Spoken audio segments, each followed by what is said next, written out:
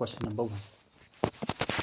ये अभी से जितने भी वीडियो आएंगे अब मैं क्या करूँगा, इसमें मैं एक एक क्वेश्चन को आपको अच्छे से समझाऊंगा। तो हो सकता है कि इसमें आपको थोड़ा सा टाइम भी लग जाए, तो है पेशेंस, आपको पूरे का पूरा क्वेश्चन समझना है, ठीक है।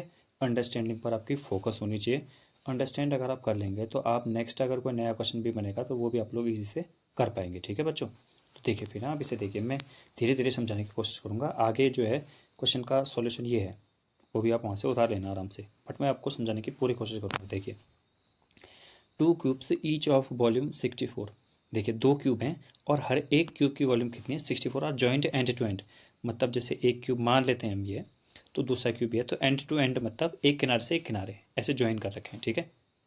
अब बहुतों के मन में आ रखा हो क्या सर ऐसे ही ज्वाइन कर सकते हैं, ऐसा नहीं कि ऐसे ज्वाइन कर सकते हैं, बिल्कुल ऐसे भी कर सकते हैं। तो जैसे यहाँ पर ये वाला जो फिगर है ना आपको जो दिख रहा है, ये वाला फिगर यहाँ पर वही बता रहा है, ठीक है। अब अगर मैं मान लेता हूँ थोड़ी देर के लिए कि ये एक क्यूब है, वैसे तो ये 3D फिगर है जो कि आप यहाँ पर देख पा रहे होंगे, बट मैं केवल आपको समझाने के हिसाब से कर रहा हूँ। तो इनको एंड टू एंड ज्वाइन करके, वॉल्यूम मतलब क्या होता है, अंदर की कैपेसिटी, ठीक है। वॉल्यूम का मतलब कैपेसिटी हो गया, ठीक हो गया। तो find the surface area of the resulting cuboid, मतलब अभी मेरा क्या बन गया, क्यूबॉइड बन गया, तो इसका रिजल्टिंग एरिया बताना है।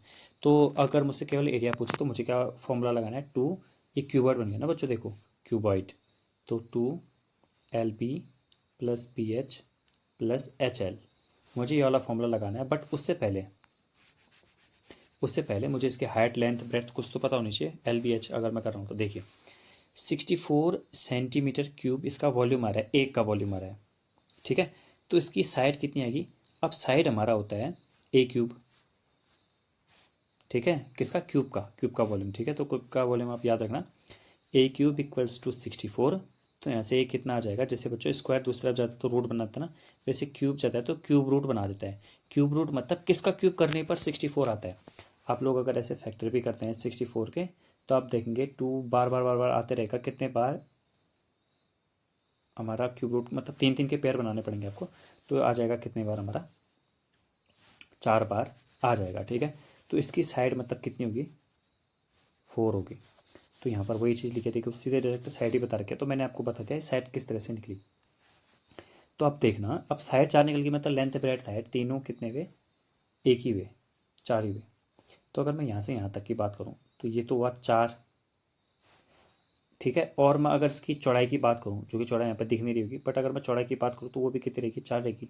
यानी कि L भी 4 ही रही, नहीं H हाइट वो भी 4 रही, B भी इतनी रही। बट इसकी जो लेंथ देंगे अगर आप यहाँ से यहाँ तक देंगे तो 4 ये 4 है बच्चों, 8 हो जाएगी ना। तो हमारी L 8, B 4 और H भी कितनी हुई, 4 हुई। तो यहाँ पर देंगे तो H को बढ़ा कर रखा, कोई फर्क नहीं पड़ता उससे, ठीक है। तो अब मैं क्या करूँगा, मैं यहाँ पर फॉर्मूला लगाऊंगा, कौन सा फॉर्मूला लगाऊंगा, मैं फॉर्मूला लगाऊंगा इसका टोटल सरफेस एरिया का। तो टोटल सरफेस एरिया का फॉर्मूला कितना होता है, 2LB plus BH plus HL। तो ये वाला फॉर्मूला लगाएंगे। अब आपको पता है 2LB, L कितना है 8 है और B कितना है 4 है, ये ना। तो ये हो जाएगा 8 4 जा 32, मैं डायरेक्ट 32 लिख रहा हूँ, ठीक है। फिर है B इंटू एच, और B इंटू एच 4 4 जा 16 प्लस H इंटू एल यानी कि 8 4 जा 32। तो 2 तो बाहर रहेगा, अंदर पहले ब्रैकेट वाले को सॉल्व करते हैं ना बोर्ड मास के रूल के अकॉर्डिंग। तो ये कितना हो जाएगा, ये हो जाएगा 4 5 80 हो जाएगा, ठीक है। तो अगर इनका मल्टीप्लाई करेंगे, 2 का मल्टीप्लाई करेंगे 80 के साथ, तो आपको कितना मिल जाएगा बच्चों, 160।